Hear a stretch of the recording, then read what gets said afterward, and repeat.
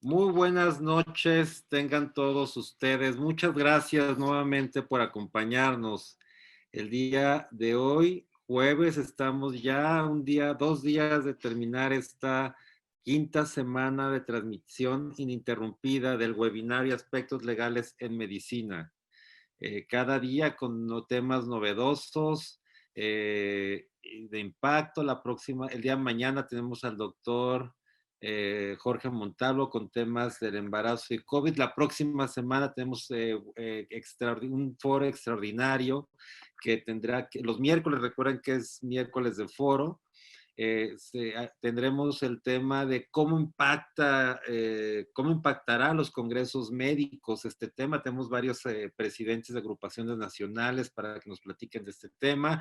Mi agradecimiento, como siempre, a Yo Soy Médico 17, que nos facilita su plataforma de Facebook Live para hacer esa transmisión simultáneamente por Zoom y por Live y por Facebook Live.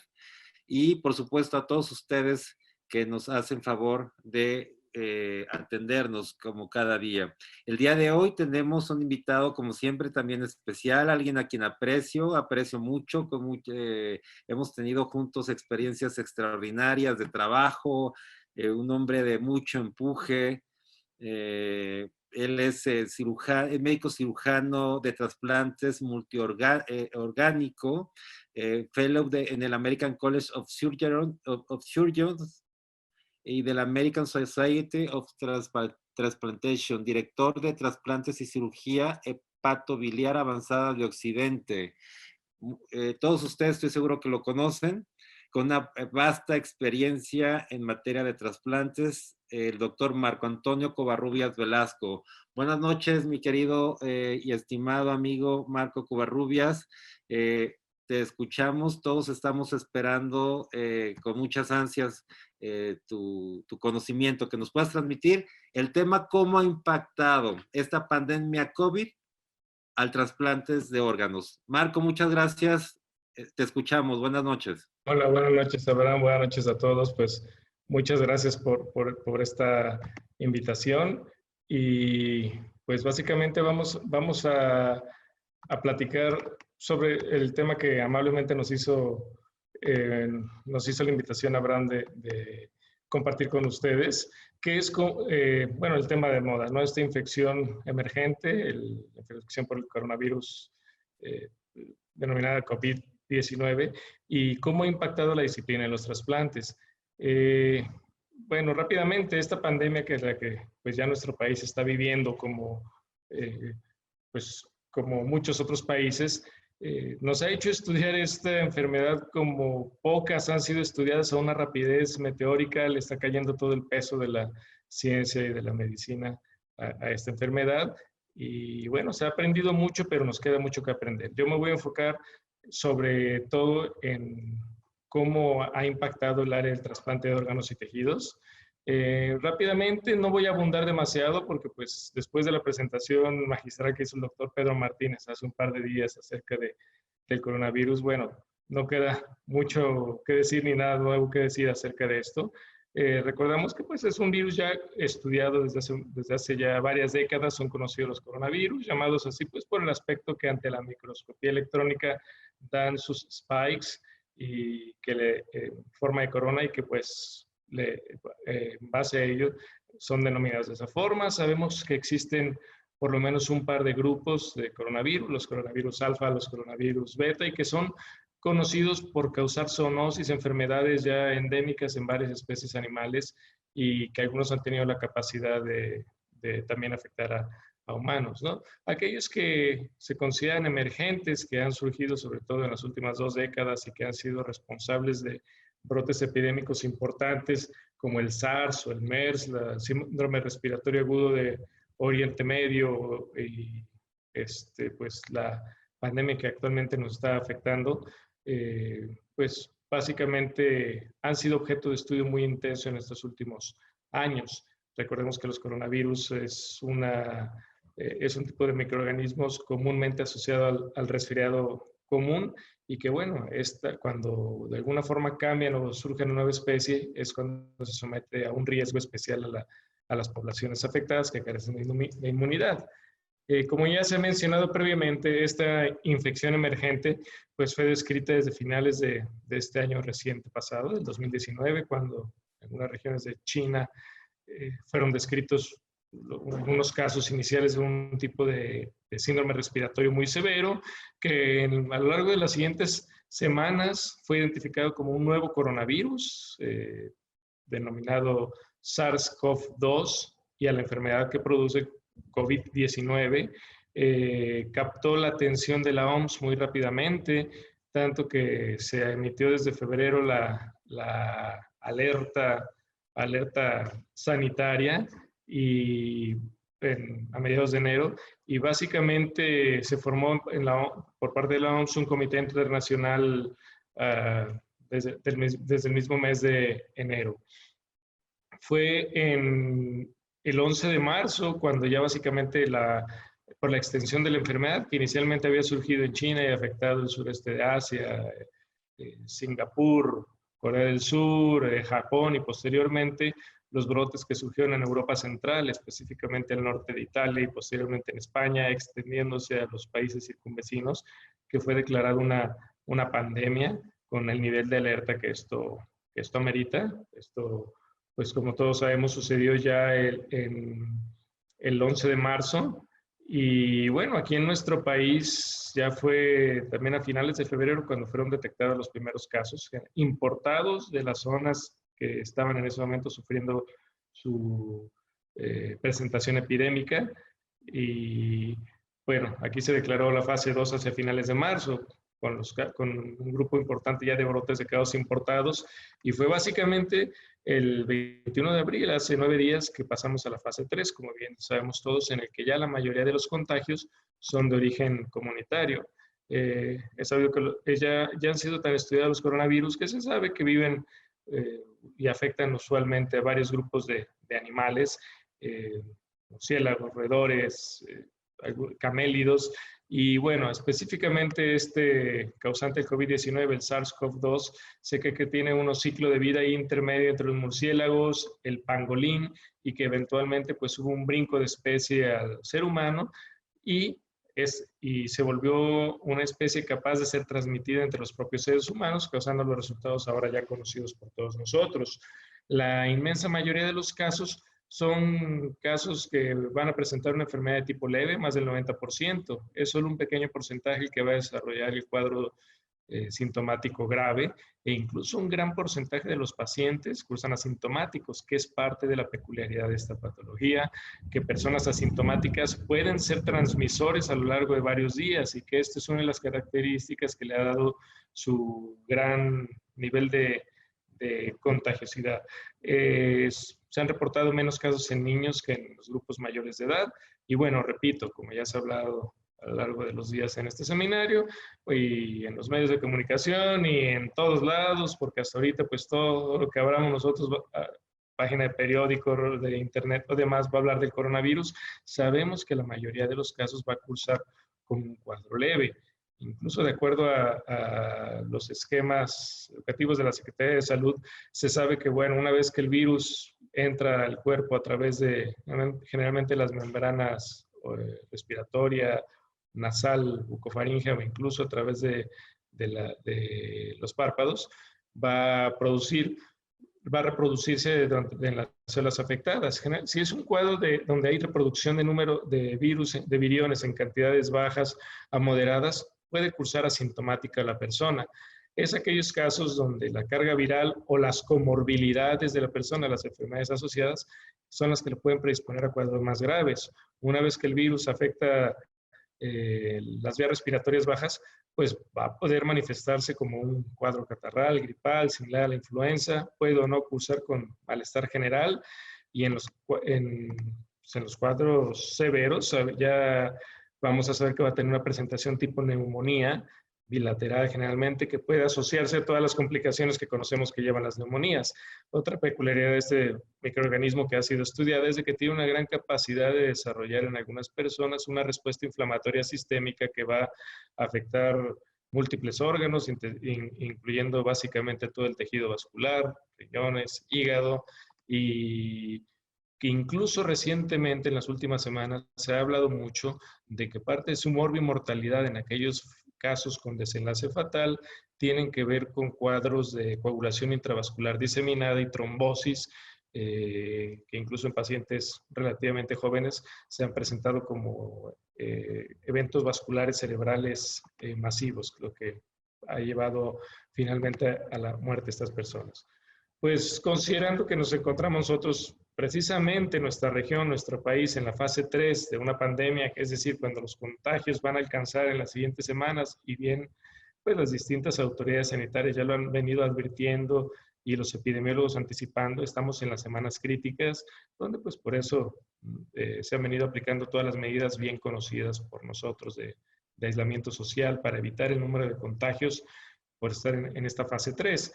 Es de esperar que esta fase 3 se desarrolle idealmente en la forma más lenta posible para que no se saturen los servicios de salud.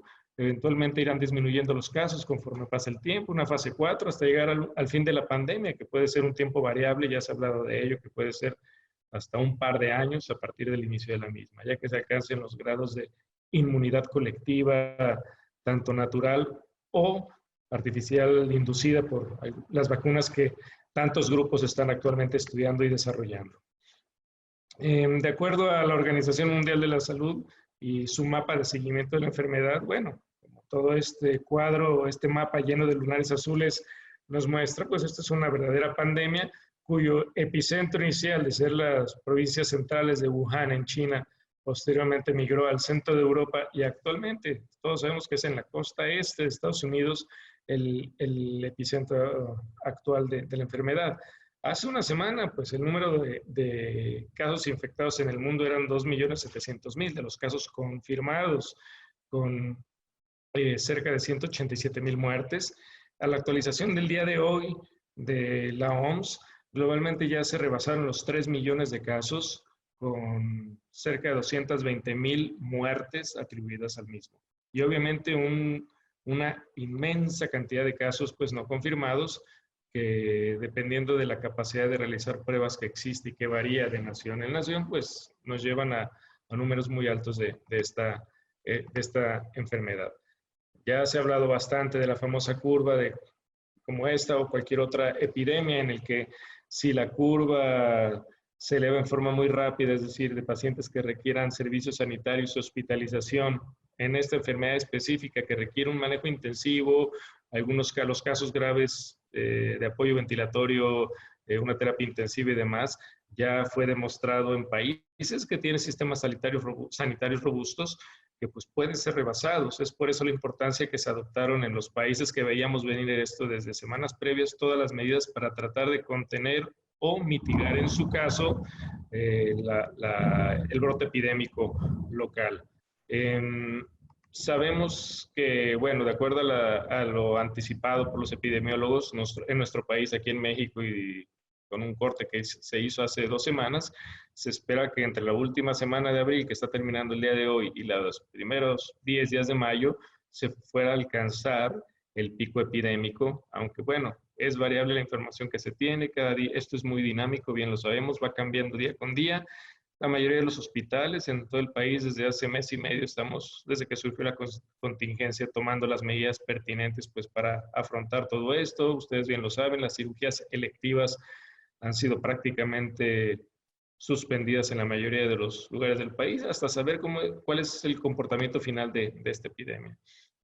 De acuerdo a la información de la Secretaría de Salud del día de ayer, supongo que la del día de hoy la han de estar actualizando mientras tenemos esta charla, pero oficialmente confirmados en nuestro país existía cerca de 18.000 contagios con 1.700 defunciones atribuidas a casos confirmados de este virus.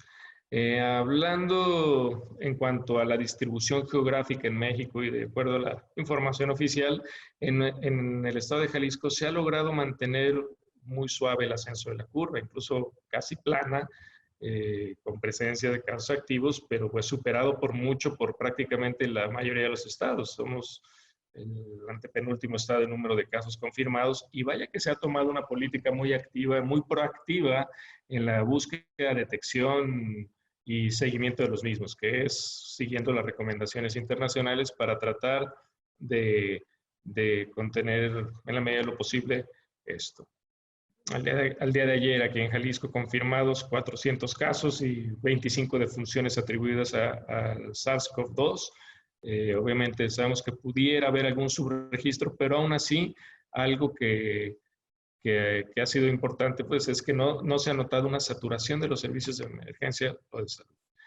Ya es bien sabido y está establecido en las guías de la Secretaría de Salud los diversos factores de riesgo para el desarrollo de la enfermedad grave. Ya no voy a abundar en ello, pero en el tema que nos compete es muy importante saber que, pues, respecto al trasplante de órganos y el grupo de pacientes que requieran de este procedimiento sanitario, pacientes con nefropatía, con hepatopatía, muchos de ellos hipertensos, enfermedad cardiovascular, sobrepeso, son de los factores de riesgo bien identificados. Y uno muy, muy importante y que va de la mano del trasplante de órganos es un estado de inmunosupresión crónica inducida por medicamentos. Sabemos que el poder haber llegado a realizar trasplante de órganos en forma exitosa desde hace ya prácticamente 4 décadas ha dependido en que hemos sido capaces de modificar farmacológicamente la respuesta del ser humano ante los cuerpos biológicos extraños, en este caso un órgano ajeno al cuerpo, y evitar su rechazo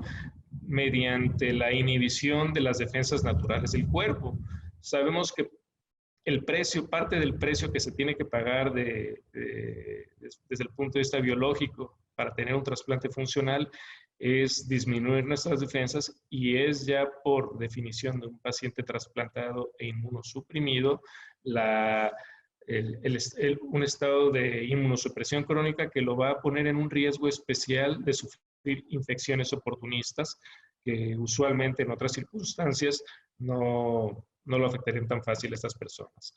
Sabemos que el cuerpo humano normalmente ante un ataque viral tiene todo un ejército de células que lo defienden si estos virus logran traspasar la barrera cutánea o mucosa, desde los macrófagos, linfocitos T, linfocitos B. Los linfocitos B específicamente van a formar los anticuerpos que van a ayudarnos a combatir los virus y a generar memoria en muchos de ellos, y es esto lo que se utiliza con las vacunas para aquellos virus existentes, o para cuando la persona sufre una infección viral, la formación de estos anticuerpos es la que en circunstancias normales y naturales va eventualmente a controlar y eliminar las infecciones por los virus.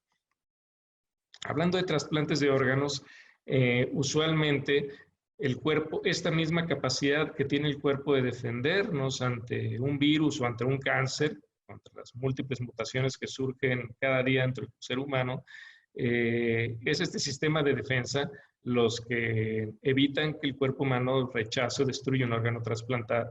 Lo que hace que el cuerpo humano destruya un órgano que se trasplanta si no modificamos esta respuesta.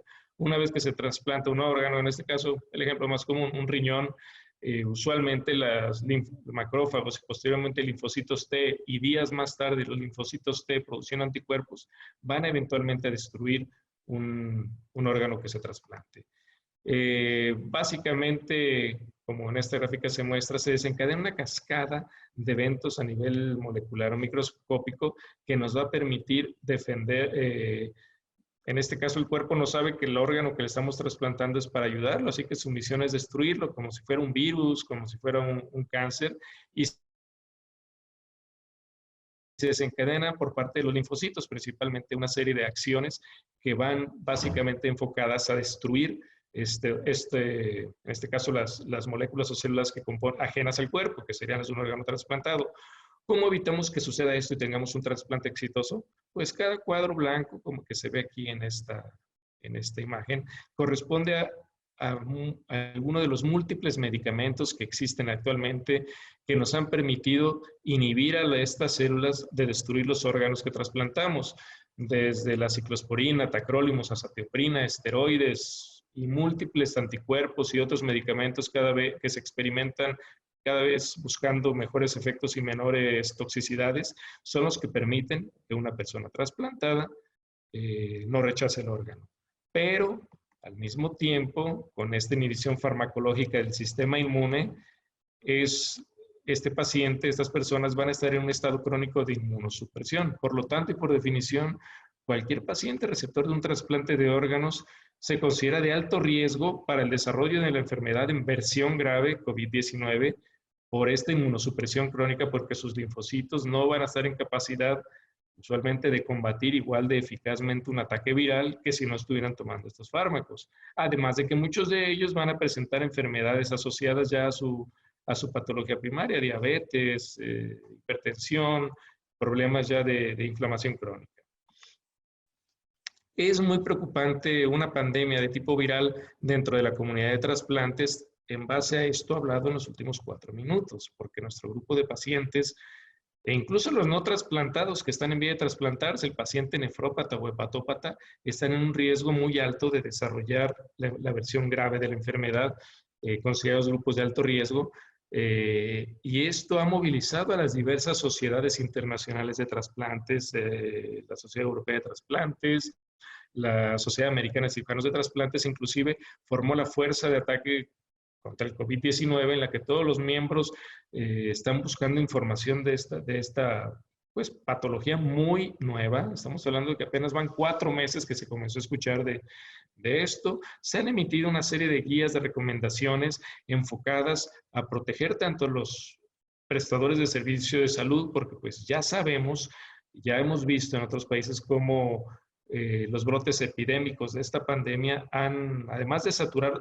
camas de hospital, terapias intensivas, han diezmado a la población de personal sanitario de todas las áreas, desde urgencias hasta terapia intensiva, infectología, radiología, cirujanos, terapistas respiratorios, a todo mundo, enfermería, intendencia, y baja la capacidad de respuesta de los hospitales. Las guías que se han ido estableciendo, bueno, básicamente hablando de trasplantes, van enfocadas en las recomendaciones para proporcionar protección a los prestadores de servicios de salud, en buscar las mejores formas de tratamiento de los pacientes que sean afectados por el virus. Igual, se está buscando esto para todos los pacientes, pero también para este grupo de pacientes, y pues obviamente evitar la prevención de la transmisión a otras personas. Esto pues va de la mano con los principios ya establecidos a nivel mundial de distanciamiento social, aseo de manos, cuidados de transmisión respiratoria, que ya son bien conocidas por todos nosotros. Una recomendación general es que, como toda pandemia, tiene diversos tiempos de presentación. Ya sabemos que el pico epidémico en norte de Italia y en España fue hace mes y medio. Hace un mes comenzó el de Estados Unidos, hace unas semanas, días, está comenzando con nosotros. Es diferente en cada zona, incluso en un país. Nosotros sabemos que no estamos siendo afectados en Jalisco de la misma manera que en la Ciudad de México, o que en Baja California, o que en Quintana Roo, o Tamaulipas. Es importante que cada grupo de trasplantes conozca el grado de penetración dentro de su población, de la epidemia, en qué parte de su curva epidémica está, para poder tomar las medidas pertinentes para pues, protección tanto del personal como de los pacientes y de transmisión de este grupo tan vulnerable de personas. Algunas de las recomendaciones de la Sociedad Americana de Cirujanos de Trasplantes, bueno, tiene ya varias premisas establecidas, ¿no? Número 1, por un lado, los trasplantes son un procedimiento que salvan la vida, y pues el no trasplantar a una persona, en ese momento esa persona está sufriendo una patología que está amenazando con su vida, y pues el trasplante eventualmente debe ser algo que en lo posible debe ser realizado. La recomendación por el momento es de que los trasplantes de donador vivo, si las condiciones clínicas generalmente el paciente lo permiten, deben de ser diferidos en los lugares donde están sufriendo los brotes epidémicos más intensos. Deben de ser deben de ser diferidos hasta que se establezca cuál es la presentación local de la epidemia y aprendamos más del tratamiento de esta enfermedad. Los trasplantes de donante fallecido pues deben de hacerse cuidadosamente y caso por caso será analizado. Sabemos que el trasplante de donador cadavérico es una urgencia en trasplantes, porque estamos hablando que un donante con pérdida de la vida es algo que no sucede diariamente, es un recurso biológico, social y médico de extremo valor, que pues puede ser la única oportunidad de una persona de salvar la vida. recomienda en lo posible no detener los trasplantes de donante cadavérico, siempre y cuando se tomen en cuenta las demás consideraciones. La disponibilidad de productos sanguíneos es algo básico para trasplantes y ya se ha visto a lo largo de esta pandemia en los lugares más afectados que los bancos de sangre han sido duramente afectados por disminución de la donación, por el riesgo de transmisión, incluso en algunos lugares del virus a través de la donación de sangre. Obviamente la realización de pruebas en la búsqueda del COVID-19 es una alta prioridad tanto para receptores como para todo potencial donante. Y cada caso, como siempre se hace, pero más en estos tiempos, debe de ser evaluado muy cuidadosamente en base a todo el contexto epidémico que se esté llevando a cabo en la región. Desde el punto de vista legal se ha hablado de que deben de modificarse los consentimientos informados en estos tiempos y probablemente en forma permanente y sobre todo los trasplantes que sean realizados durante el periodo considerado como de contingencia, en el que se le agregue específicamente el riesgo tanto para los receptores, comprendan que van a estar con un riesgo potencial de transmisión de la enfermedad, aunque se hagan las pruebas en los donadores, así como de adquirir la enfermedad en una versión grave por su condición de inmunosupresión obligatoria a la que van a tener que ser sometidos. Esto va a tener que hacernos reescribir incluso la ecuación desde el punto de vista médico-legal para la realización de estos procedimientos. Se están haciendo todavía estudios sobre cuál va a ser la mejor inducción de la inmunosupresión para los receptores de órganos de trasplantes en los meses más vulnerables. Sabemos que todo receptor de trasplante recibe dosis muy altas de inmunosupresores las primeras semanas después del trasplante, cuando suceden todos los procesos de aceptación, llamémosle así, del nuevo órgano, pero que también en este escenario que estamos viviendo puede ponerlos en riesgo de desarrollo de la enfermedad, por lo menos hipotéticamente en forma muy grave.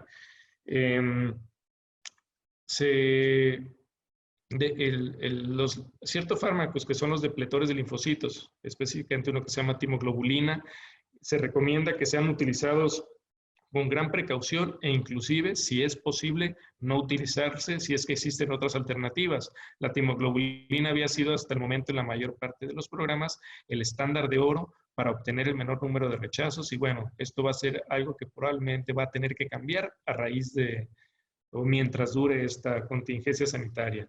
Debe de hacerse una planificación inclusive de dónde van a estar convalecientes los pacientes en su periodo de aislamiento, que usualmente ya por tradición el paciente trasplantado pasa un periodo de aislamiento por varias semanas por su mismo estado de inmunosupresión, pues ahora debe de verse con lupa esa fase de su recuperación. Debe de hacerse un estudio también de de la persona que va a estar a cargo del paciente, minimizar en lo posible que vaya a convertirse en un portador también asintomático que le vaya a llevar la infección viral a la persona y más sabiendo los días que puede estar asintomático y ya infectado y transmisor. Ya se ha hablado hasta el cansancio acerca del comportamiento biológico de este virus y pues no vamos a entrar en detalles en este momento. Inclusive debemos de analizar si va a haber capacidad de tener en cuarentena absoluta después del trasplante tanto al receptor como a su cuidador una vez que salga del hospital. Son puntos muy importantes a considerar para los programas de trasplantes. Una recomendación es de que por el momento los trasplantes, si no son de extrema urgencia, los receptores se pospongan hasta tener más información disponible acerca del comportamiento de la pandemia. Y definitivamente están siendo impactados y van a ser impactados los programas de trasplante por esto. Acerca de la aceptación de órganos y de la donación de cadáveres, hasta el momento y hasta el día de hoy no hay más de 40 artículos que todavía ni siquiera han sido publicados. Abraham, están en prensa, que están siendo liberados ya como publicaciones tempranas online, en el que no existe ninguna fórmula para calcular, no hay datos acerca de cómo calcular el riesgo exacto de un receptor en forma matemática a adquirir el virus, inclusive conociendo los números locales. Así que todos debemos de asumir que nuestro paciente puede estar en un riesgo potencial de recibir infección por COVID vía sanguínea, no a través de contacto sanguíneo con órganos procedentes de un donante infectado. Se debe usar, optan por el uso de la prudencia. Cada ciudad, cada población se está portando diferente a esto y vamos a tener que conocer muy bien nuestro medio para poder tomar decisiones y va a tener que pasar tiempo antes de tener más información dura o robusta para poder tomar decisiones cada vez más objetivas. Debemos tomar, como ya dije hace rato, en cuenta la disponibilidad de productos sanguíneos. Sabemos que los trasplantes se asocian a un volumen significativo de transfusiones sanguíneas y puede ser que no tengamos sangre disponible para hacer trasplantes en algún lugar en un momento determinado durante los picos de la pandemia. Todo en respecto a los pacientes en espera, en la lista de espera para recibir un trasplante, todo paciente por definición y por su patología de base, sabemos que es de alto riesgo, deben de ser más estrictos ellos adoptando las medidas de distanciamiento social y los riesgos de transmisión. Sus visitas a los centros de trasplante idealmente se tendrán que posponer las visitas rutinarias. Como hemos trabajado en algunos centros de trasplante, ha sido bueno, como esto que estamos haciendo ahorita, se ha optado por la telemedicina para poder llevar un control adecuado de los pacientes ya trasplantados y disminuir su riesgo de visitas a centros de alto riesgo como son los hospitales. A los pacientes que se hospitalizan. Hay cientos, sino es que miles de trasplantados caminando por ahí que van a presentar otro tipo de problemas independientemente de COVID-19 o no COVID-19, van a llegar con infección urinaria o con algún episodio de rechazo, o con alguna disfunción de su injerto, o con alguna de las múltiples causas de la medicina de trasplante de internar pacientes, pues vamos a tener que tener protocolos nuevos de cuidado y de atención intrahospitalaria de estos pacientes. Debe de buscarse en lo posible aislamiento en las áreas de hospitalización para estos pacientes, alejados de las áreas de los casos conocidos positivos de COVID. En fin, hay una serie ya de recomendaciones disponibles por las sociedades profesionales dedicadas a esto que cada vez estamos pues tratando de adoptar y que día con día todo esto va cambiando, así como día con día se encuentra un nuevo hallazgo farmacológico o fisiopatológico del virus, cada día se está acumulando también más información respecto al comportamiento de esta pandemia en este grupo de pacientes. Para los equipos de procuración, obviamente trasplantes es una disciplina en la que frecuentemente viajamos de un hospital a otro, donde hay un donador, obtenemos órganos, regresamos al hospital, a nuestro centro de trasplante o incluso a otra ciudad. Esto ha sido afectado en forma importante. Las recomendaciones generales para los equipos de rescate de órganos o procuración o extracción, como se le quiera llamar, han sido ya establecidas. En los lugares con un pico alto de infección, por ejemplo, todo el área de la costa este, Nueva York, Nueva Jersey, inclusive separaron se detuvo la procuración y la obtención de órganos de otros hospitales para evitar importar el virus tanto en contaminación de equipos, contaminación de personal sanitario. Impactó esto en forma muy fuerte. Ya está surgiendo literatura al respecto de cómo esto se tuvo que manejar, o sea, está teniendo que manejar.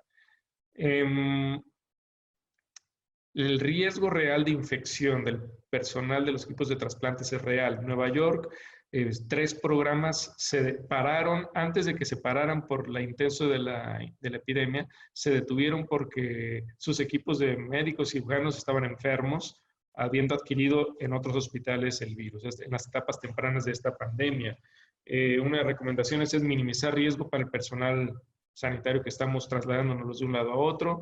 Obviamente, las recomendaciones básicas de precauciones, de contacto, equipo de protección, tanto en las envías incluso de donador vivo, cuando llegue el momento que se retome.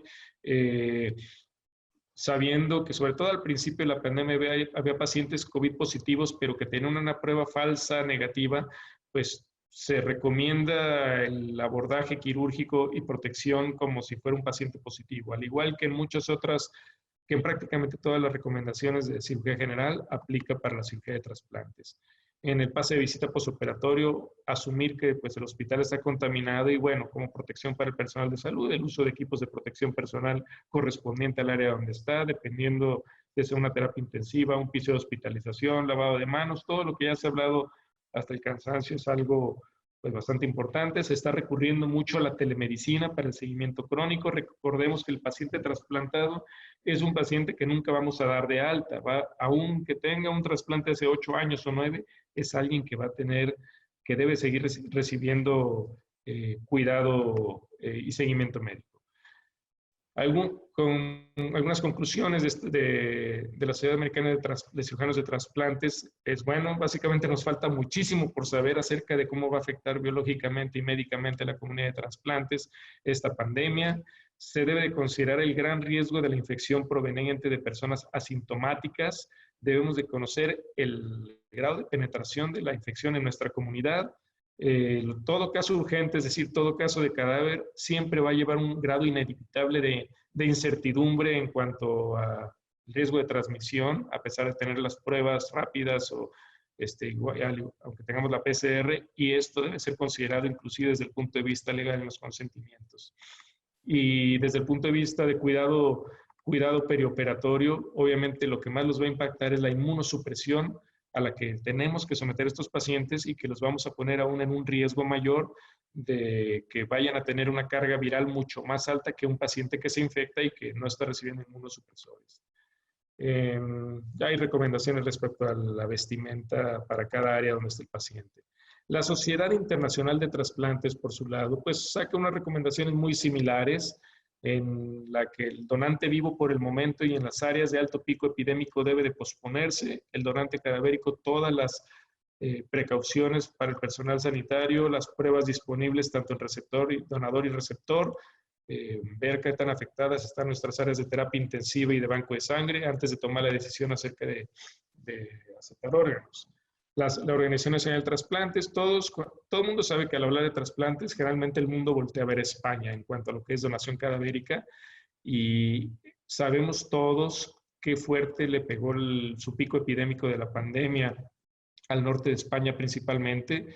Los grandes hospitales como el Clínic, el Valdebrón y demás, inclusive tuvieron que suspenderse en todo el norte de España todos los trasplantes, a excepción de los trasplantes de cadáver para niños. Todavía hasta esta semana siguen suspendidos por el alto, tanto por el alto número de penetración de la infección como la saturación hospitalaria que vivieron.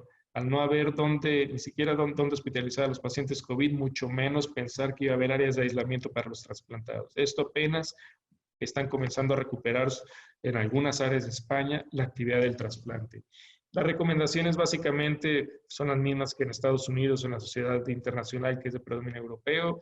Restringir la actividad de trasplante a los pacientes en estatus de urgencia. Ya para cada órgano existe una definición de qué paciente es urgente: la falla hepática fulminante, la trombosis arteria hepática en el caso de hígado, falla cardíaca severa estadio 4 en el corazón, paciente que espera un riñón y que ya no tiene forma de dializarse, lo que llamamos falla de acceso o un síndrome renocardíaco severo, son las urgencias por las que no podemos posponer a alguien su trasplante, y más cuando es alguien de la lista de espera de cadáver, ya que esta va a ser considerada una cirugía de urgencia.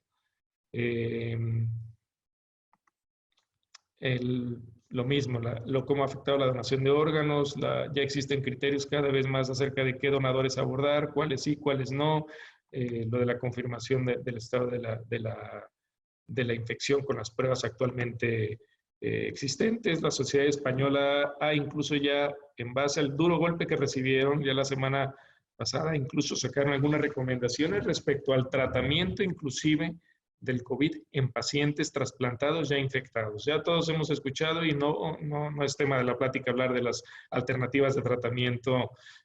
Se ha intentado de todo, y pues hasta hace pocos días no había evidencia dura acerca de algún fármaco que tuviera utilidad. Al principio se había hablado del Remdesivir, y bueno, afortunadamente en las últimas 48 horas nueva información surgió donde al parecer sí tiene un mejor papel del que inicialmente se le había atribuido a este antiviral.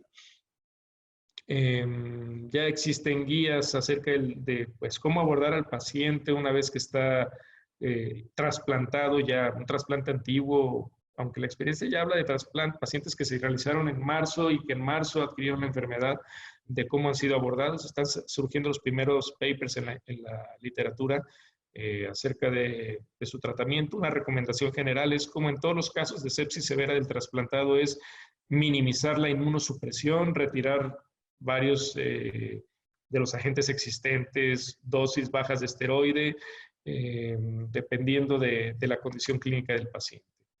¿Cómo impactó en España? Que pues llevan un registro que es ejemplar ante el mundo esto, en lo que es desde prácticamente la segunda semana de marzo se cayeron los trasplantes casi a cero, a excepción de las islas o de muy al sur de España, los de ser un país líder y ejemplo en cuanto a esto, obviamente por razones obvias, y ya lo veremos al final del año en los cortes, cómo ha impactado esto España, Estados Unidos, a nosotros. La actividad de donante fallecido, pues es la única que se mantuvo. Prácticamente el donante vivo en las áreas donde ha habido fuertes picos epidémicos se ha detenido, que ha sido la recomendación. Las gráficas de España hablan cómo van sus números desde que se emitió la alerta nacional, desde unos días antes que se detectaron los casos del COVID-19 hasta la fecha. Por regiones sabemos que fue la parte más afectada del centro al norte de España y bueno, nuestro país. ¿Cómo estamos? ¿Cómo estamos en México? Actualmente y al día de hoy existen más de 23,000 pacientes en la lista de espera de trasplantes, de los que prácticamente 3/4 partes, 17,000 personas, están en espera de un trasplante de riñón, 5,621 en espera de trasplante de córnea, 320 en espera de un trasplante de hígado y bueno, algunos casos aislados en espera de otro tipo de órganos como pulmón, riñón, páncreas o trasplantes combinados. Desde el 13 de abril, el órgano rector de trasplantes aquí en México, que es el Centro Nacional de Trasplantes, de parte de la Secretaría de Salud, y emitieron las primeras recomendaciones que actualizaron hace un mes, el 1 de abril, en base específicamente a esta pandemia. Y básicamente, pues lo mismo, se han documentado a nivel global pocos casos de pacientes trasplantados, aunque cada vez se acumula más la experiencia, cada vez están surgiendo también ya un poco más de la información de lo que pasó en China. Y por las definiciones que hablábamos hace 15 minutos, sabemos que el COVID tiene un riesgo especial para el paciente trasplantado, su riesgo de infección nosocomial, y el SENATA recomendó la suspensión temporal de los programas de donación y trasplantes de órganos a excepción de los casos de urgencia. Actualmente, pues solo cadáver y para los casos de urgencia. No se han hecho trasplantes de donante vivo desde que se declaró el estatus de contingencia. Algunas de las recomendaciones, bueno, se ha establecido contacto de cada programa de trasplante con sus respectivas unidades de vigilancia epidemiológica. Cada vez que surge un potencial donante se notifica al SENATRA y pues se analizan las urgencias existentes que son sobre las que se está trabajando actualmente. Y bueno, obviamente como cada caso son aprobados por el comité interno y se recomienda ya involucrar a algún comité de vigilancia epidemiológica, que no era algo y que yo creo que va a ser algo que pronto la ley va a tener que modificar y convertir en obligatoriedad como parte de los comités de trasplantes. Actualmente cada trasplante que está haciendo en tiempo real debe de comunicarse al SENATRA, tanto cada donador cadavérico como los receptores para evaluar que se debe ver a los casos de una urgencia. Obviamente, pues hacer pruebas tanto en receptores como donadores, que es nada más que una transcripción y un acúmulo de las recomendaciones de las diversas sociedades internacionales. Y algo que el SENATRA nos pidió ya desde hace varias semanas, estamos llevando un seguimiento de los casos de trasplantados que se han enfermado o han sido sospechosos de enfermarse de COVID-19. Se emitieron unos formatos especiales que se han estado enviando por parte de todos nuestros centros de trasplantes. Ya existe pues el nuevo logaritmo para el abordaje en estos tiempos del COVID, del potencial paciente infectado con COVID y cómo se va a hacer su notificación y seguimiento al Centro Nacional de Trasplantes. ¿Qué hay del paciente ya trasplantado y COVID? Pues hasta hace rato solo hay 40 artículos que tienen 3 semanas de estar ya en prensa y que son reportes de casos de 1, 2, 3, 5. Recientemente ya salió una experiencia de 15 pacientes en Nueva York, de algún otro pequeño grupito de pacientes trasplantados de riñón en España, en Italia, pero en sí los que están viendo aquí es lo único que hay de COVID y trasplantes. Casos de un paciente anciano, caso de 2 trasplantados de riñón, primer caso de un trasplantado de pulmón. Vaya, no hay mucho aún en la literatura, obviamente se está acumulando el material, todos estamos llevando nuestros registros y es algo que vamos a ver, estoy seguro ya en los siguientes meses y esto, al igual que en todas las disciplinas de la medicina, nos va a dar mucho que hablar por los siguientes años. Algunos de los cosas que les puedo mostrar interesantes que han surgido, inclusive ha sido el primer trasplante que se realizó para tratar una complicación de COVID, fue reportado por los chinos, fue uno de los primeros reportes que se hizo en relación a COVID, un trasplante pulmonar bilateral a un paciente que quedó recuperado de COVID, infectado de finales de diciembre. El trasplante lo realizaron a principios de año, una mujer de 66 años que quedó con fibrosis pulmonar severa ya irreversible como secuela de esto. Ha dado mucho que hablar inclusive en el ámbito legal y bioético, porque como, bueno, para los que no lo saben, China ha tenido por ahí una historia muy ríspida con el resto del mundo respecto a trasplantes de cadáver, ya que es conocido que desde hace décadas recurren a los donadores cadavéricos, pero procedentes de ejecuciones, unos argumentos acerca de índole, prisioneros de índole política, por lo que han sido vetados en muchos aspectos en la comunidad de trasplantes, tanto para entrenar cirujanos como para compartir información. Y bueno, al parecer, este caso era un donante, el donante procedía de este tipo peculiar de obtención de donantes y básicamente no ha sido difundido y es algo pues que no ha sido recomendado. Fue lo primero que salió. En cuanto a lo último, ya de la experiencia en Nueva York, del Hospital Montefiore, del Monte CNI, ya están reportando cómo han tratado a sus pacientes de trasplantes.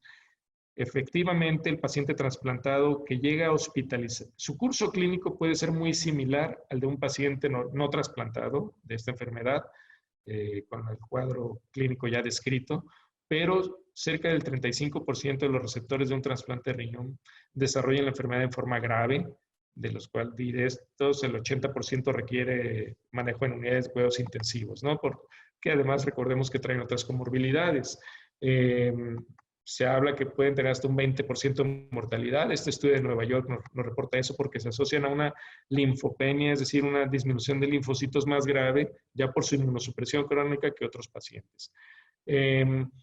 En Alemania ya hay descritos casos de pacientes que habían sido trasplantados de pulmón, que se infectaron de COVID y que se han recuperado satisfactoriamente de la enfermedad. Vaya, no todo es malas noticias. Por ahí se lucubra que posiblemente el estado de inmunosupresión crónica en algunos pacientes favorece el que no hagan la fase de inflamación muy severa que caracteriza a un grupo de pacientes que desarrollan COVID-19. La famosa tormenta de citocinas en el paciente trasplantado, sabemos que a veces puede inmunomodularse por los mismos medicamentos y hay quienes argumentan que esto podría darle cierto factor protector a algunos pacientes.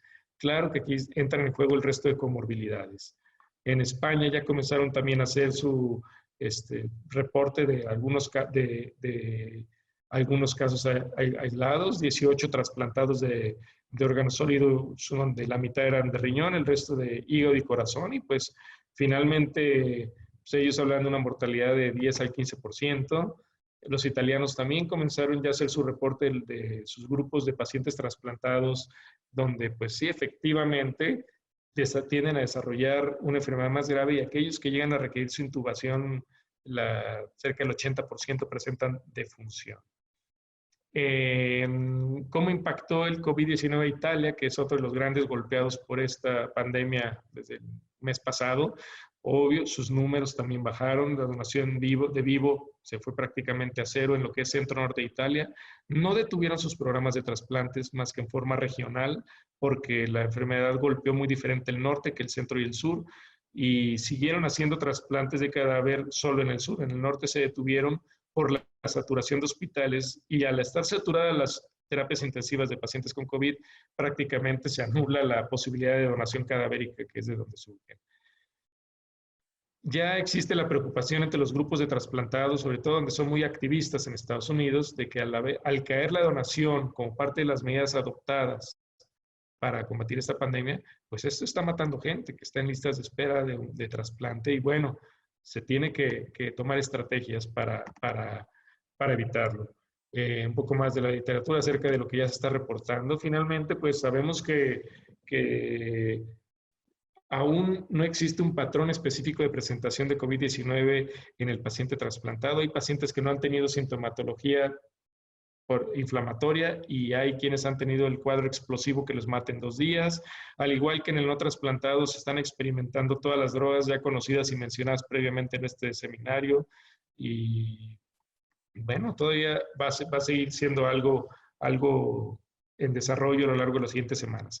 El último reporte del Centro Nacional de Trasplantes aquí en México de hace 3 días, pacientes trasplantados o afectados por COVID en el país, reportados y confirmados han sido 13, de los cuales la inmensa mayoría han sido pacientes receptores de riñón y 2 pacientes trasplantados de hígado. Y por grupos de edad, bueno, sabemos que aquí en México es un poco menor al resto del mundo la incidencia del grupo de edad, pero básicamente la mayor parte de los pacientes son del grupo de 40 a 65 años de edad. En cuanto a defunciones, por lo menos hay una, aquí en el estado de Jalisco, de un paciente receptor de trasplante renal. Y bueno, los reportes que existen son básicamente de Jalisco y un paciente originario del estado atendido en la Ciudad de México, originario de las zonas aledañas. Para finalizar mi intervención inicial, ahorita, bueno, es difícil hablar del reinicio de trasplantes porque precisamente esta semana y la siguiente son donde se espera ver cuál va a ser el comportamiento en nuestro país. Tarde o temprano tendrá que haber un reinicio progresivo de la actividad de donación y trasplantes porque hay gente muriendo, si no es por el COVID, muriendo por no recibir un órgano para trasplantarse. Y pues es necesario hacerlo, pandemia o no pandemia. Hay programas, en Estados Unidos, al igual que en México, muchos hospitales grandes cerraron todas las cirugías selectivas, a excepción de cáncer o urgencias de trauma en las últimas 8 semanas en función de esta pandemia. Hubo diversos epicentros, todos sabemos lo que pasó en la costa este, Nueva York. Quisiera yo exponer, en base a comunicaciones personales de un hospital donde me formé en el estado de Minnesota, que desde la semana pasada comenzaron progresivamente a reabrir la actividad hospitalaria. A pesar de no estar limpios de casos, no se consideró un epicentro. Su curva ha sido muy similar a la que aquí en Jalisco hasta el momento tuvimos de infección, una curva casi plana, con sus casos muy manejables, jamás saturados. Y básicamente este hospital, que es la Clínica Mayo, bueno, no se convirtió en epicentro del estado. Sí realizaron pocos donadores con muerte encefálica por precaución y por las recomendaciones, pero en ningún momento se detuvo la actividad al 100%. A todos los pacientes la PCR para detección de COVID, tanto en donadores como receptores. Duraron 5 semanas hasta esta semana que pasó en la que no se hizo trasplante de donador vivo. Ya están haciéndolos en forma muy mesurada. No se están haciendo donadores que provengan fuera del estado para evitar importar casos positivos de la enfermedad. Y básicamente lo que insiste, lo mismo que la OMS, pruebas, pruebas, pruebas y más pruebas a donadores, a receptores, aislamiento absoluto de los receptores. Y además de trasplantes, el resto de actividad quirúrgica en ese hospital disminuyó un 50%. Siguen con la regla de no sobrecargar al hospital. Cada 4 días hace una reevaluación de la situación epidemiológica que se está viviendo para seguir tomando decisiones día con día. Y bueno, como finalmente se hace una recomendación que vamos a tener todos en nuestras respectivas disciplinas que aprender a proporcionar los servicios sanitarios, en nuestro caso, el servicio de trasplantes en esta nueva era, porque pues vamos a seguir viviendo con este virus, todos lo sabemos, por muchos meses. Una pandemia puede tardar 2, 3 años en convertirse en endemia, ya que existan vacunas, ya que existe inmunización global de rebaño, como se le llama, pero pues mientras se tendrán que ir tomando de nuevo las actividades respectivas. Y bueno, con esto finalizo mi participación. Agradezco el tiempo que se me permitió hablar. Marco, Gracias. extraordinario como siempre. Muchas gracias siempre por tu participación. Marco, algunos temas que me gustaría platicar contigo. El primero es con lo que terminas tu plática, Comentas que de permanecer este virus y lo que está ocurriendo en el mundo, es prácticamente reaprender un nuevo esquema de realizar este tipo de procedimientos. Y no solamente Sí. eso, yo quisiera pensar que sobrepasemos esta pandemia y que en un futuro pudiéramos tener otra quizás más letal o agresiva que esta.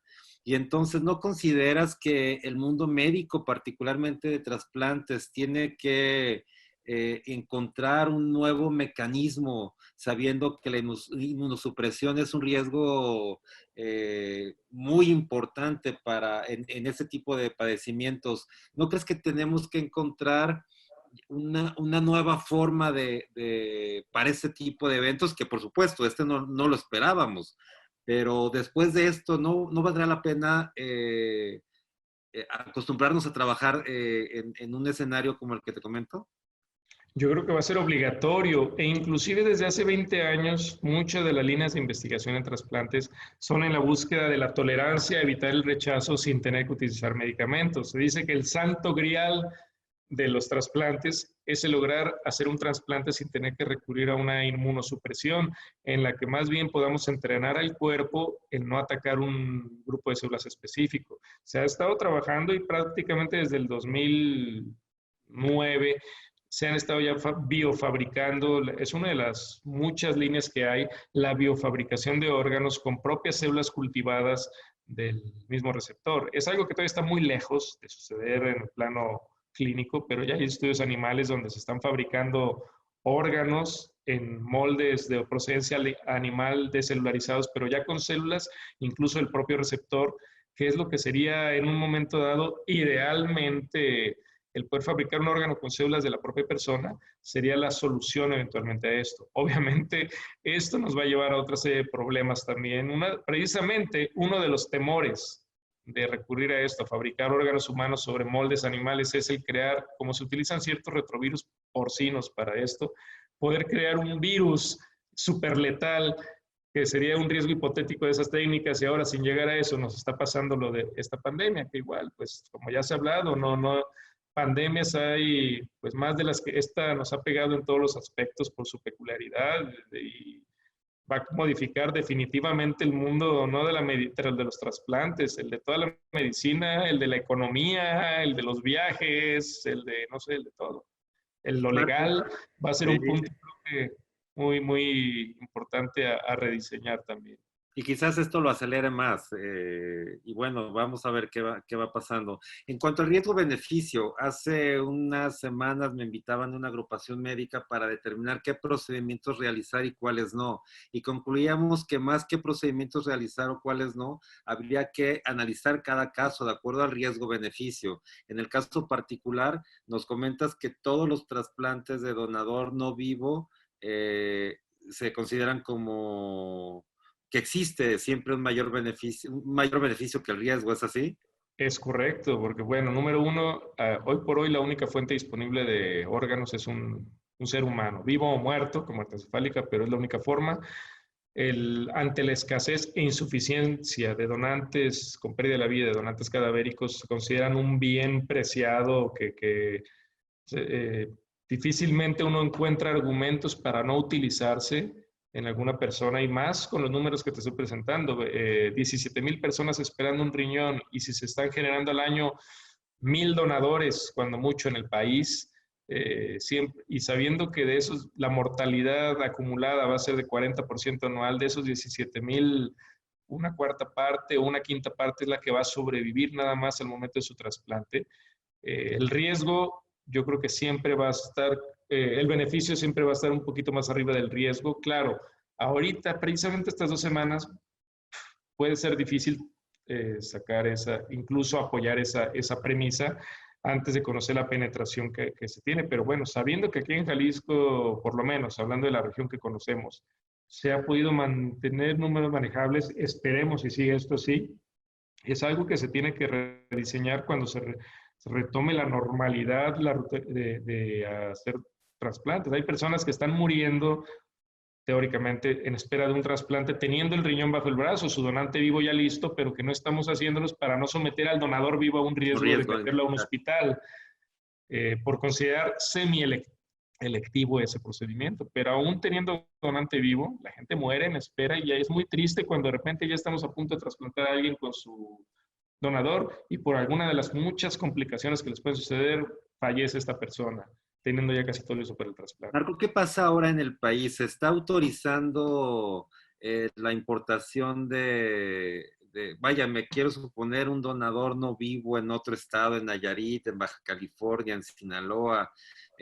¿Podrá autorizarse que esos órganos sean utilizados para receptores en Jalisco o en cualquier otro estado? Ahorita lo que se está haciendo es tomar decisiones locales, las recomendaciones, como ahorita precisamente estas 2 semanas sabrán que es como estamos viendo los picos y lo que esperamos, lo peor en algunos estados, lo que ya se está viviendo a partir, digamos, de esta semana. Desconozco los números de hace una hora, los debieron de haber publicado, pero digo, ya si se tuviera que tomar una decisión, habría ciertas zonas, los hotspots, las zonas calientes, que a lo mejor yo no aceptaría órganos procedentes de allí. Estamos hablando a lo mejor Sinaloa, Baja California Norte, Quintana Roo, Tamaulipas, incluso en la Ciudad de México, posiblemente, y claro, siempre apoyados por opiniones de un epidemiólogo, un infectólogo que deben de formar parte de los comités internos, y yo creo que la ley no va a tener que modificarse en incluir a un epidemiólogo que hasta el momento pues no era algo que se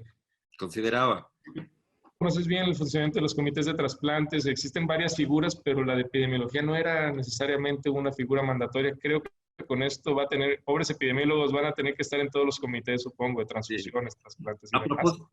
A propósito de eso, Marco, en un caso en esta hipótesis de tener un caso de donador no vivo, ¿cómo sesionaría el comité de trasplantes para la asignación de órganos? Porque intervienen abogados, intervienen, Sí. ¿sabes? Sí, tenemos todo, bueno, los programas tenemos ya los preseleccionados desde las sesiones previas, los pacientes considerados como urgencia. Ya decía, hablando específicamente de hígado, y los establece la ley, es falla hepática fulminante o un paciente trasplantado de hígado que se le trombosó la arteria hepática en los primeros días del trasplante y necesita un retrasplante urgente. Esas son las definiciones de un trasplante urgente, aunque hay pacientes muy graves con una calificación de MELD que no califican para ello y que ya es función de un comité de cada hospital tomar la decisión sobre su urgencia. Respecto a riñón, también existen los casos de urgencia que nosotros, por ejemplo, en los comités de los que tengo conocimiento directo, presentamos en las sesiones de comité,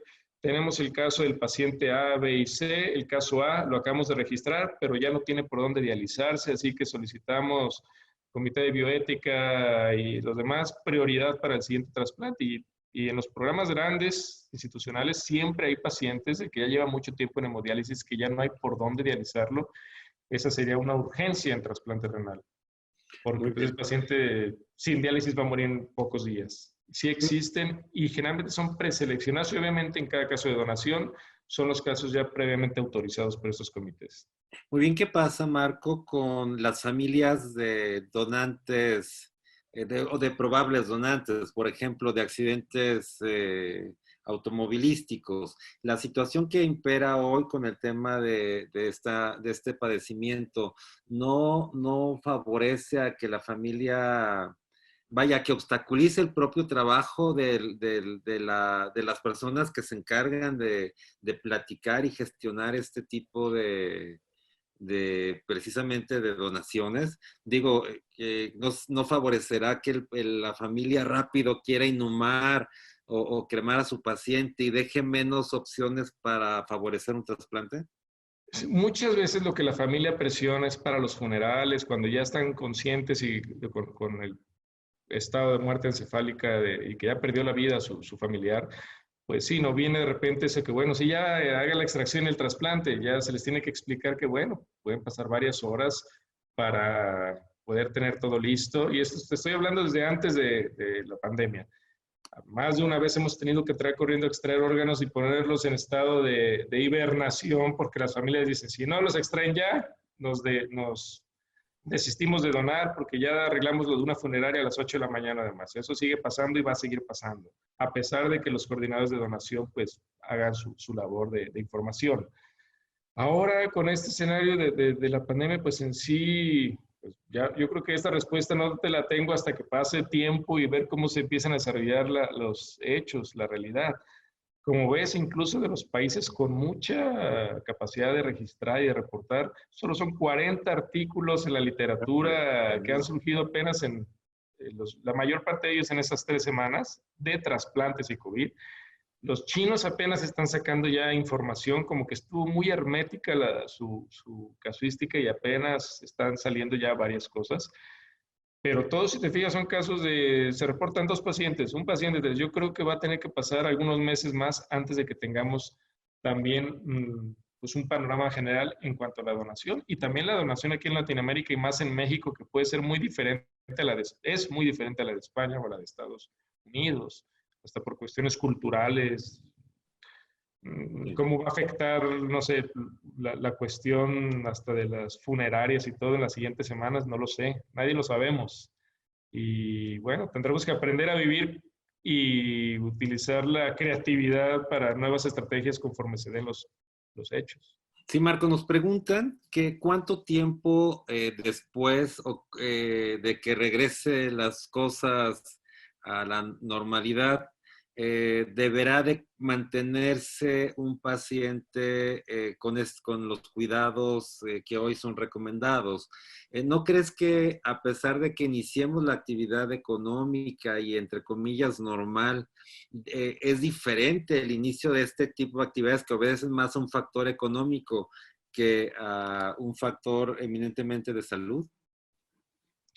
Lo del acceso, ¿te refieres en lo que es que lo económico por el acceso a Sí, sí. medicamento? Quiero suponer que es el decreto que tenemos hoy que nos mantiene en resguardo domiciliario voluntario, sea hasta el día último de mayo. Sí. Y que entonces nos preguntan que a partir de entonces, ¿cuánto tiempo más debe cuidarse o tener cuidados especiales un paciente trasplantado, un inmunosuprimido? Pero digo, no hay una regla aún para exacto. establecer el riesgo. Yo creo que el sentido común va a tener que imperar aquí. Típicamente el inmunosuprimido lo teníamos ya con ciertas pues, medidas de prevención, pero van a tener que ser mucho más estrictas el aislamiento. Híjole, no, yo creo que esa respuesta nos la podrán dar más adelante infectólogos, epidemiólogos, ya que veamos nuestros picos de infección y de reinfección y si vuelve a haber brotes, todo. No te podría yo decir ahorita tiempos, nadie lo sabemos, nadie. En Estados Unidos no lo saben, en Italia no lo saben, en España no lo saben.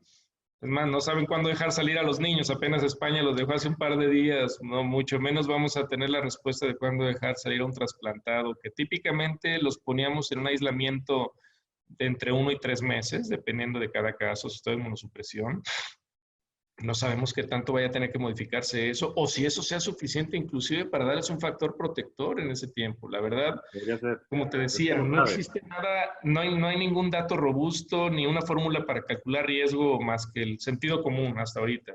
Es muy pronto, solo son 1.5 meses, 2 meses de estos casos que están reportando en Nueva York y pues apenas van 11 casos aquí en México y ya cada centro que empieza a sacar su casuística de aquí a algunos meses, pudiera ser que tuviéramos una información más objetiva. Ahorita sería solo elucubrar.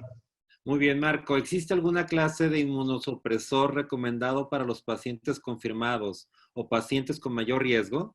Número 1. No en la literatura como tal, sino en base a comunicados personales con gente que hace 300 trasplantes al año. Se puede decir que de utilizar, por ejemplo, en la inducción timoglobulina, se va a volver a reconsiderar utilizar agentes menos depletores de linfocitos, como el basiliximab. Y bueno, en el periodo agudo del trasplante se va a tener que manejar igual. Donde sí se tiene que modificar es en el paciente que desarrolle la enfermedad o sospecha de la misma, que es tendencia a bajar la inmunosupresión. Incluso algunos de los reportes que hay es de que pacientes con COVID llegaron a ser tratados, se les quitó inmunosupresión, se les dejaba muy poquito, sobrevivieron al COVID, desarrollaron rechazos leves, pero los que sobrevivieron generalmente se están recuperando de esos episodios de rechazo. Bueno, era la segunda pregunta, entonces voy con la siguiente. ¿Existe diferencia en el manejo en relación a disminución de inmunosupresores en los pacientes trasplantados de médula autóloga, en el cual el rechazo del tejido hacia el receptor es esperado durante tiempo de pandemia actual? No es mi área el trasplante de médula, pero sí también están siendo afectados y las consideraciones sobre inmunosupresión van a ser muy diferentes. El trasplante de médula, a lo que se refiere muy probablemente esa pregunta, es a lo que le llamamos enfermedad de injerto contra huésped, que es muy diferente a la que es un fenómeno que casi no vemos en el trasplante de órganos sólidos, que es el otro tipo de trasplantes. Supongo que va a haber modificaciones. No hay información tampoco de trasplante de médula y COVID todavía, al igual que en trasplante de órganos sólidos, esto está menos que en pañales. Y los pininos vendrán apenas, pero asumo que va a tener que hacerse modificaciones en la inmunosupresión, pero siempre vamos a tener que tomar en cuenta el lugar y el comportamiento epidemiológico donde estamos. Ya vimos que no fue lo mismo la ciudad de Verona, al norte de Italia, que en la Puglia o en la Catania, al sur, o incluso en Roma, de intensidad de la severidad. Aquí en México estamos viendo muy diferente comportamiento en Jalisco y algunos estados circunvecinos a Baja California o a Sinaloa o a Ciudad de México. Cada estado va a tener, cada programa va a tener que ver su realidad en ese momento, hasta para la inmunosupresión. Pues es la pregunta del doctor Loera, te saluda, por cierto. Dice, ¿consideras que como en Italia se debería regionalizar la suspensión de la actividad de trasplante en México, permitiendo que las zonas con menos incidencia lo reiniciaran? No lo pararon completamente la zona sur de Italia, esto es por comunicación directa con colegas del norte. Incluso lo que pararon en el norte fue el donante cadavérico porque no tenían donantes cadavéricos al estar llenas sus terapias intensivas de COVID. Obviamente los cadáveres, pues olvídate, con los cadáveres de COVID no se daban abasto, mucho menos con los de muerte encefálica, no dejó de ser prioridad. Y en el sur de Italia bajó mucho la actividad porque obviamente se dejaron de importar inclusive receptores vivos y donadores vivos del norte de Italia para potencialmente infectados.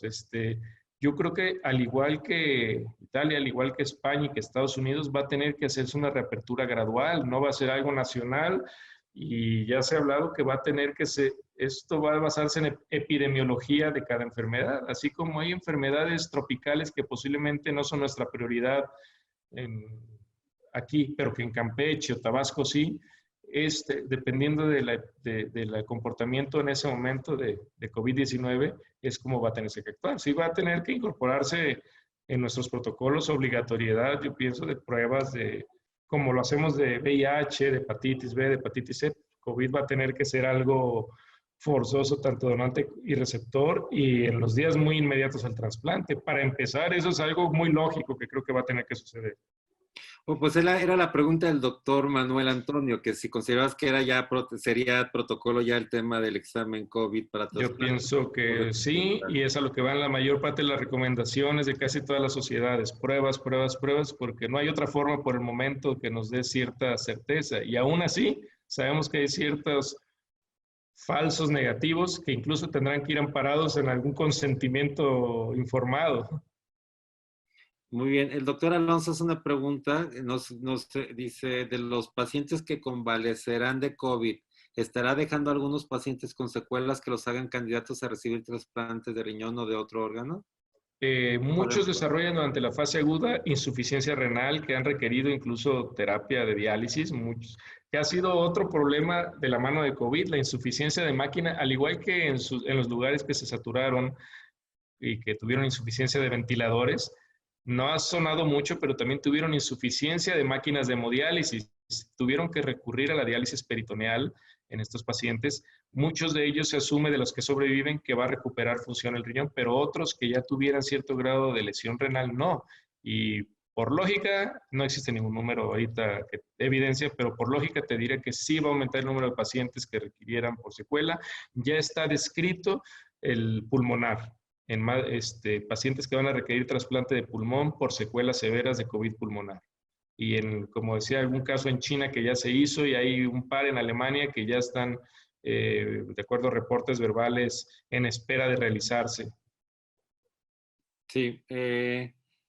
Dice un paciente trasplantado hace 20 años que el manejo médico es que si recomiendas algún manejo especial o preventivo, todos sus controles han estado normales, fármacos, dieta al día, alguien metódico. Aislamiento, Un paciente Susana distancia, lavado de manos y alejarse del resto del mundo, si puede a una isla. No, los cuidados excesivamente y obsesivamente estrictos acerca de evitar contagiarse. Y bueno, generalmente un paciente ya con muchos años de trasplante injerto estable, su médico tratante va a tratar de tener su inmunosupresión al mínimo, no se le puede quitar, pero tenerla al mínimo y pues ahí sí va a tener que depender mucho de la precaución del paciente de contacto, de cuidados de contacto y de respiratorios para evitar contraerlo. Y el día que exista una vacuna, pues va a ser como la de neumococo influenza, obligatorias cada temporada para los trasplantados, que es lo que se espera. Este COVID de estar revacunándose cuando exista, que es creo que uno de los grandes problemas, que no genera mucha inmunidad, al igual que los catarros comunes que nos dan muchas veces. Pero sabes que Marco, más que este tema nos ha hecho aprender mucho, pero yo creo que el tema que tenemos que a su vez prever es que después de esto tenemos que ser más precavidos y entonces buscar qué hacer si viene una situación, si no igual todavía más agresiva. Y si viene, cómo no nos agarre en la misma situación que nos agarró hoy. Entonces, ese es Exacto. el gran reto. Y como hoy comentaba Rodrigo de León, a quien por cierto lo vamos a invitar, un profesor del IPADE, decía, las personas que lleguen a pasar esta brecha serán la generación mejor preparada para enfrentar los retos en los últimos años. Esto es, hoy en día los médicos de trasplantes pasando esta etapa serán los mejores, el equipo médico mejor preparado en los últimos años en esta área, cada quien en su área. El doctor Utov nos pregunta, ¿los pacientes trasplantados deben asumir un control estricto de aislamiento? Nos comentabas que sí, ¿existe alguna protección jurídica para ellos en caso de que por cuestiones de salud tengan que dejar de trabajar? Bueno, pues está el decreto que los Creo que hay un posibilita. decreto por lo menos hasta agosto, me parece, para los empleados federales. Desconozco, es más tu terreno ya a nivel estatal o de cada institución o en iniciativa privada, ¿no? Ahí sí no quisiera yo hablar de lo que desconozco en cuanto a No, leyes del conoces mucho, trabajo. Marco, conoces mucho. Bueno, señores, Marco, extraordinaria tu plática como siempre. Muchas gracias por aceptar esta invitación. Bueno, no leí Gracias por todas la las invitación. felicitaciones, que son muchas, pero muchas personas te envían saludos, te las vamos a guardar y a enviar con mucho gusto. Y Perfecto. agradecerte que hayas aceptado estar con nosotros, un tema interesantísimo. Y agradecerles a todos ustedes que nos escucharon. Agradecer especialmente a Yo Soy Médico 17 que nos ayuda con su plataforma a transmitir completamente en vivo. Les recuerdo, el día de mañana tenemos al doctor Jorge Montalvo con el tema de embarazo y su impacto también que ha tenido con este virus COVID-19. La próxima semana seguiremos transmitiendo, tenemos temas igual de interesantes. El próximo miércoles, que es miércoles de foro, tendremos un foro de cómo ha impactado y qué va a pasar con todos los congresos médicos, cómo los ha impactado y cuál es el futuro de los congresos médicos. Entre otros temas igual de interesantes. Marco, muchas gracias por todo. Les recuerdo nuestras Gracias, redes sociales, tío. toda la información a través del Facebook de Medical Legal Center. Ahí van a encontrar también todas las pláticas, igual en el Facebook de Yo Soy Médico 17. Marco, un abrazo, buenas noches a Gracias todos. a todos y que tengan buenas noches. Gracias, buenas noches.